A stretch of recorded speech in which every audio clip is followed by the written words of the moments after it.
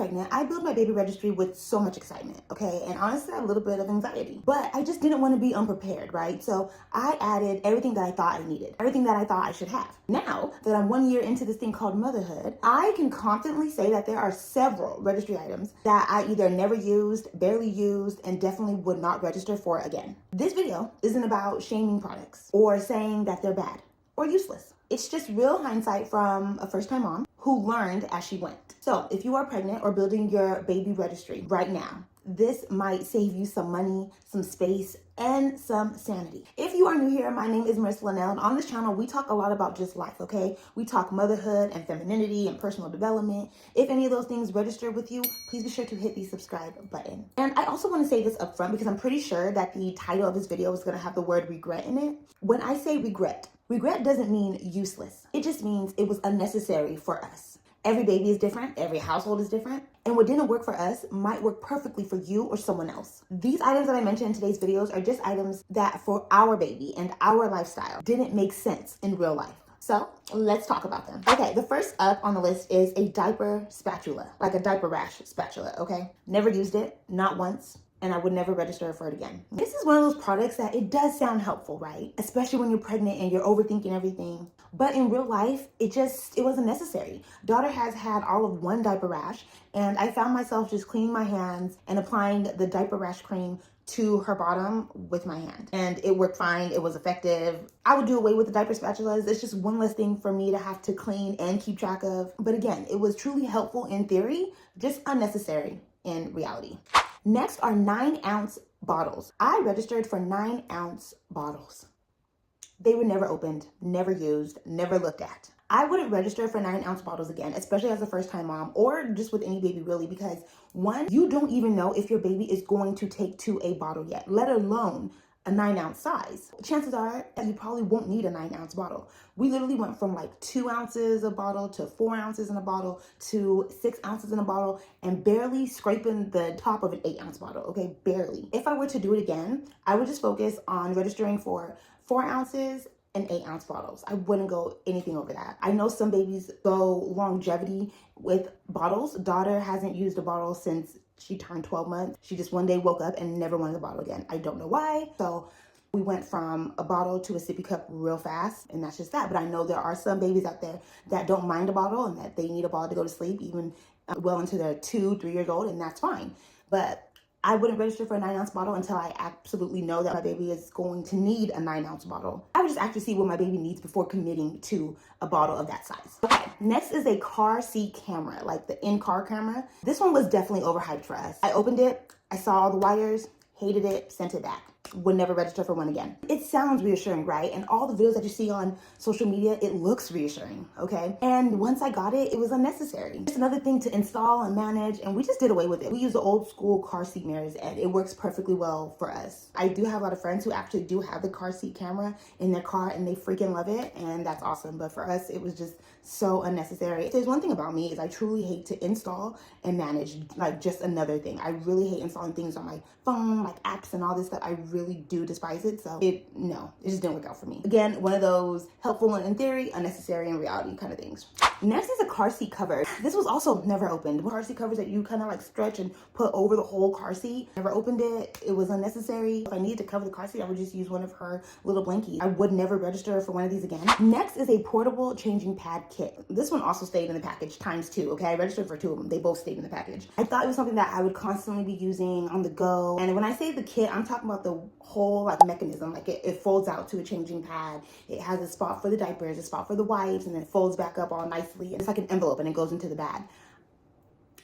Between packing individual diapers in the bag, diaper bag has a spot for wipes, and then I have certain changing pads that I really, really like that I talk about all the time on these videos. It just was so unnecessary. It looked good on paper and it felt good on paper, but it was something that I never actually reached for. So next are cloth pacifier holders. I did use these, okay? I used these and I hated them.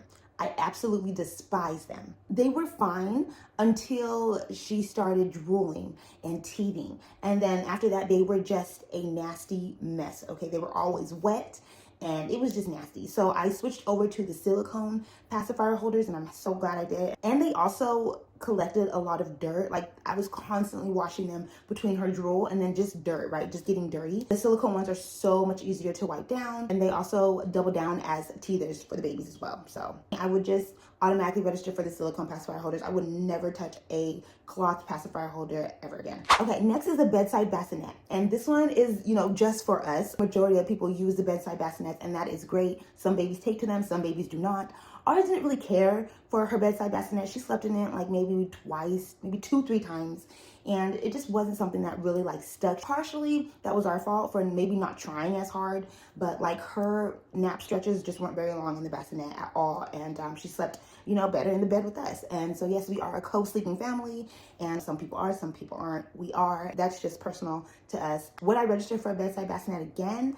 Probably not, if I'm being honest. I mean, it would just depend. Like, if we know that we're going to co-sleep with baby number 2, then I'm not going to register for a bedside bassinet. It would just taking up all the space, and then it turned into just a clothing rack, right? But again, it's just personal. This is a situation where regret doesn't mean useless. It just means unnecessary for us.